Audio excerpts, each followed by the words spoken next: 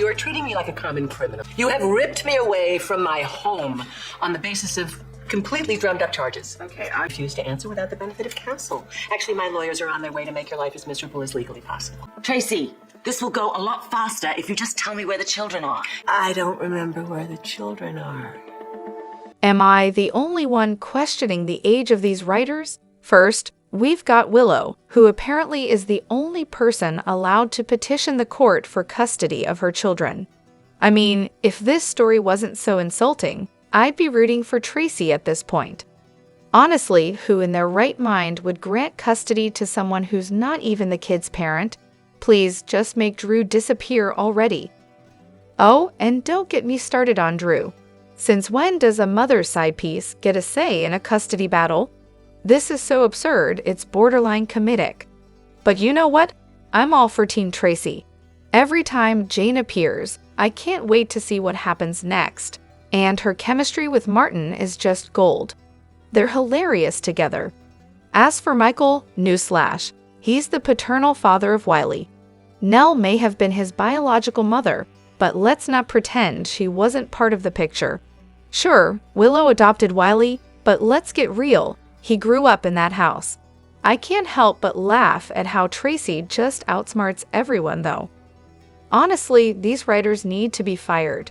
They've completely forgotten how to write a decent story. It's clear that Tracy is the only sane one in this entire mess, and as for Drew, get rid of him already. Oh, and I noticed a while back I got dropped as a top fan. Not sure why, but honestly, who cares at this point?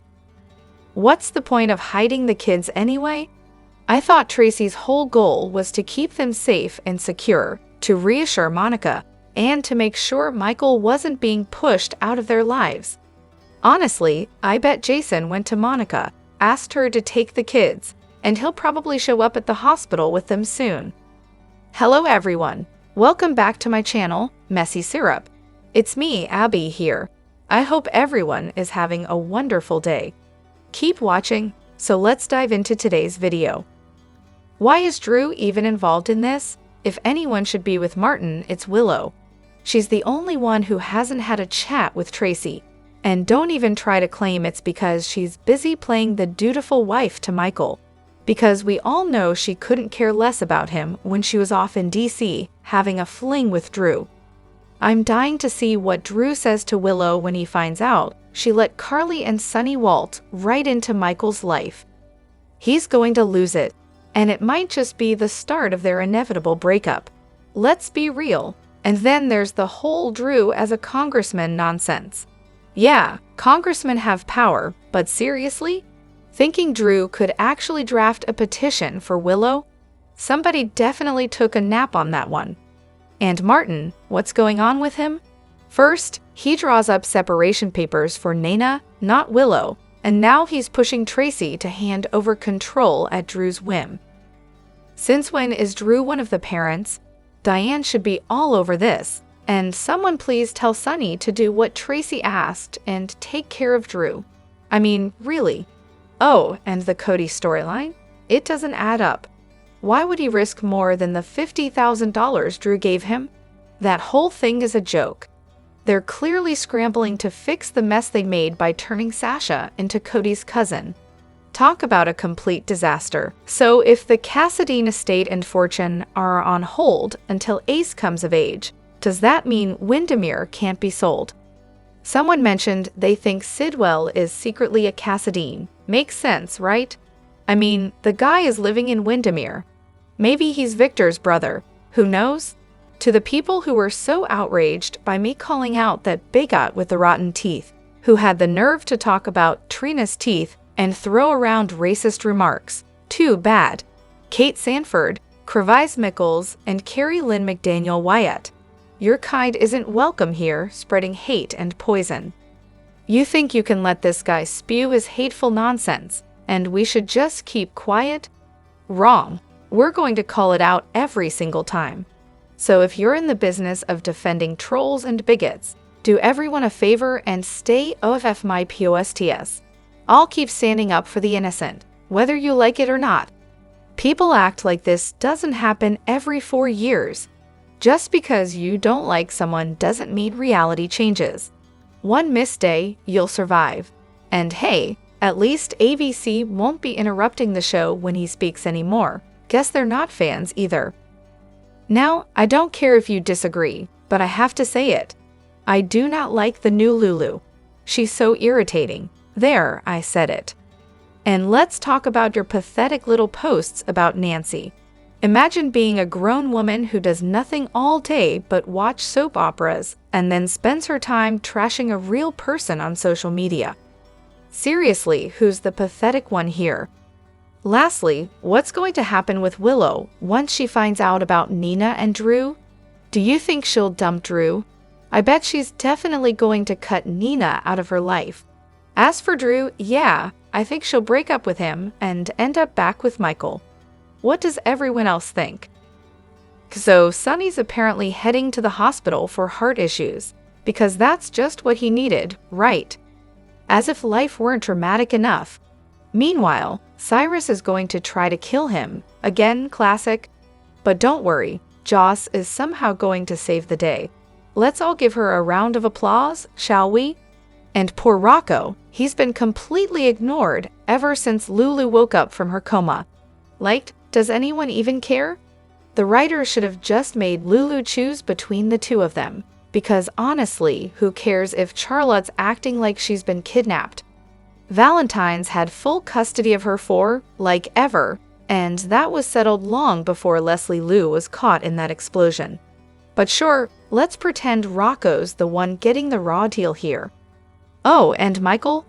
Yeah, he's going to flip out when he finds out his kids were taken from their mom. Because, he's totally the one who's going to protect them, not Willow, who we all know would never put them in harm's way.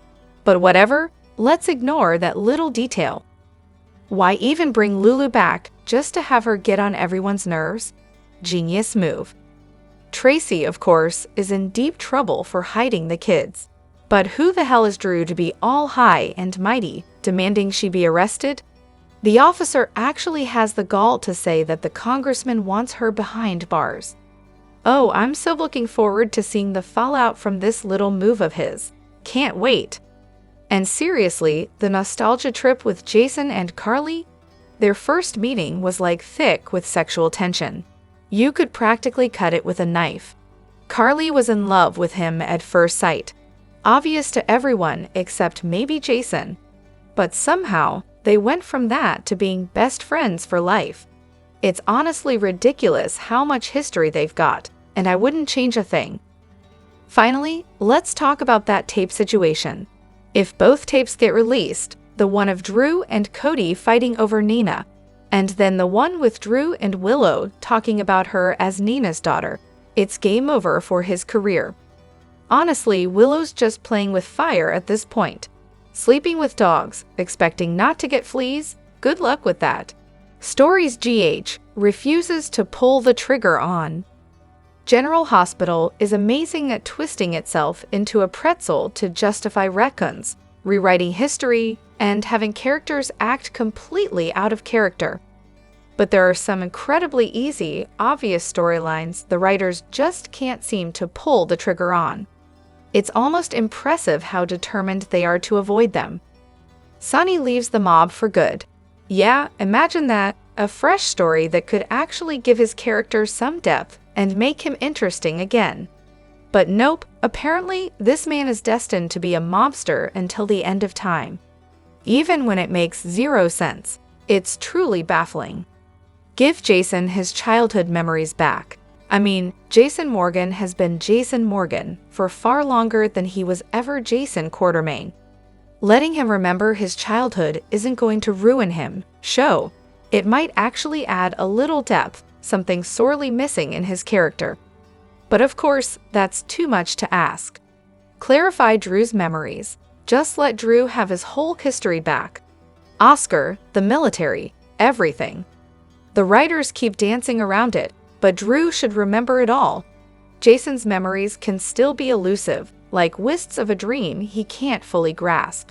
But no, that would be too easy. Characters turning on Sonny long-term. Oh, here's a fun one. Michael, Joss, Laura, once they were allies, right? Well, apparently it's a shocker when they, actually have a problem with Sonny.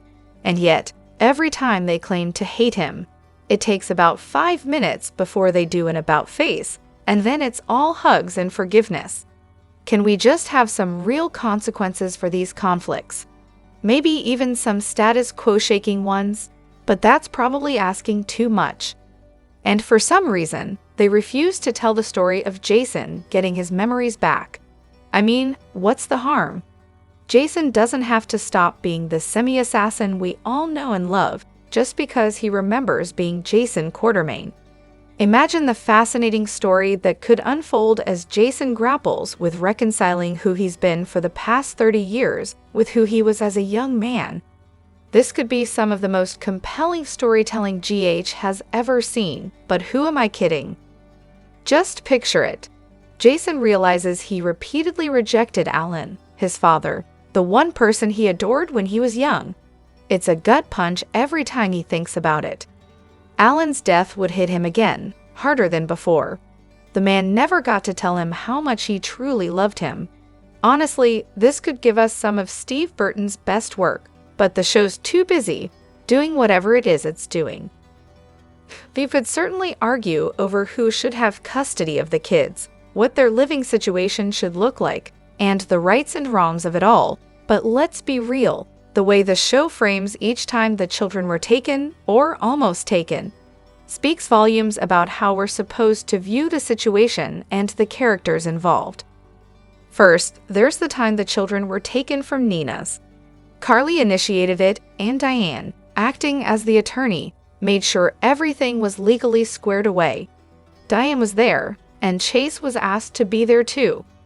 Now, that's likely Diane's idea because, of course, you want the police around to ensure the order is enforced. But Chase, being family, also has a relationship with Wiley and Amelia, so he's not a stranger to them. He's a friendly face, not a scary cop. And let's not forget the social worker who was there. Their job is usually to keep things calm and minimize any trauma for the kids, which speaks volumes about the care and thought put into the whole thing. Yes, there's still a debate about whether it was right or wrong to take them, but there's no question that this was done with love and concern for the kids. Now let's look at the other attempt, when the children were nearly taken from the Quartermains. This time, it was Drew who was behind it, with Martin acting as the attorney.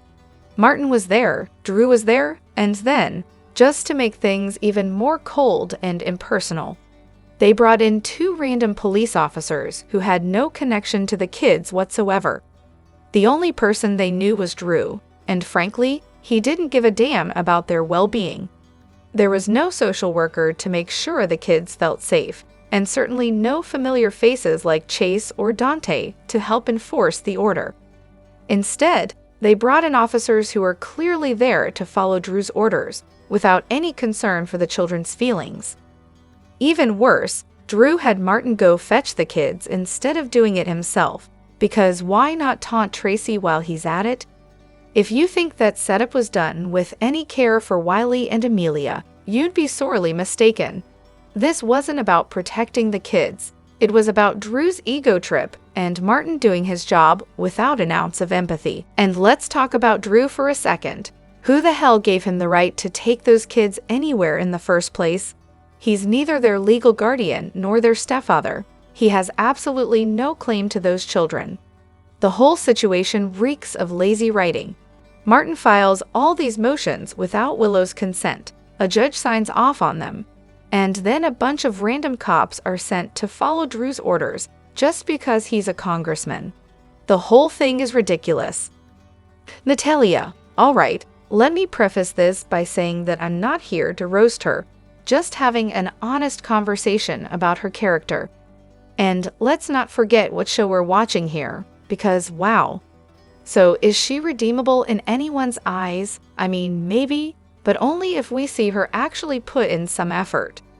She's kind of been shoved into our faces and attached to important storylines where she clearly doesn't belong. Which leads me to my next question. What's her purpose? I really thought that her being Gio's father's daughter would be a huge twist. But of course, that went nowhere. Heaven forbid Sunny not have another kid floating around in the mix. On a more serious note, I do think Eva's a good actress, but man, her face barely moves.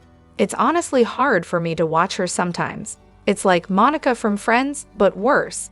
I know she's supposed to be paired with Sunny, but the chemistry is zero. It's practically radioactive. What do you guys think? Do they just not know what to do with her? Like they've realized it's not working, but now feel stuck with her? Thoughts? Feel free to spoil if needed, but I think I'm safe here. Honestly, she's pretty much useless now that Blaze is off on tour. I keep hoping she has some hidden agenda, like secretly plotting something while cozying up to Sunny, but no, nothing. It's like Eva LaRue is being completely wasted in this role. And without Blaze, what's the point of Natalia? If she had any chance of redemption, it would have been through her daughter, but since they sent her off, well, there goes that.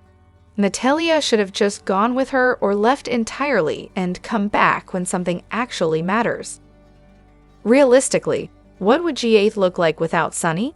As much as it pains me to admit it, and trust me, it really does. Sunny has been the undeniable center of the Port Charles universe for what feels like forever. I mean, the guy practically owns the place. Sure, the former head writers tried to throw a wrench in his whole crime boss with a Heart of Gold routine last year, but now, with his dramatic heart issues, it feels like Morris might be signaling it's time to retire. I mean, is this the setup for a big exit? Or is he just really trying to sell that he's only human now? Who knows? But let's play with this idea. What does General Hospital even look like without Sunny at the center of it all? Most of the characters are related to him, for heaven's sake. The guy has always been in the A story, never once in the background. You know it. Every time you think the show might finally breathe, there he is, right in the thick of it. So what does Jason even do without Sunny pulling the strings? Who is Carly supposed to yell at all the time? I mean, if Sunny isn't there to argue with, does Carly even exist? And let's take a moment to think about what the show would be if it wasn't the Sunny Show 247. Would it be utter chaos, or could the writers actually give someone else a chance to shine for once? Just a thought experiment, really. I'm genuinely curious. What's your version of GH without Sunny ruling the roost? Sunny's been married a few times, hasn't he? Let's break it down. First, there was Lily Rivera, his very first wife. Then he married Carly, round one, making her his second. Naturally, they tied the knot again for round two. Next up, we have Claudia Zacchara, who somehow made it down the aisle with Sunny. And let's not forget, after her, he wed Brenda. But in the grand finale, Sunny went back to Carly for round three. So who's the best ex-wife? Hands down, it's gotta be Carly. No contest. And as for the worst, well, that honor definitely goes to Claudia Zacchara. She's a tough contender for the title for sure. Drop your thoughts in the comment section below. Do you agree or disagree? Don't forget to like, subscribe, and hit the notification bell for more updates. Your opinions matter, and I will see you in the next video. Thank you.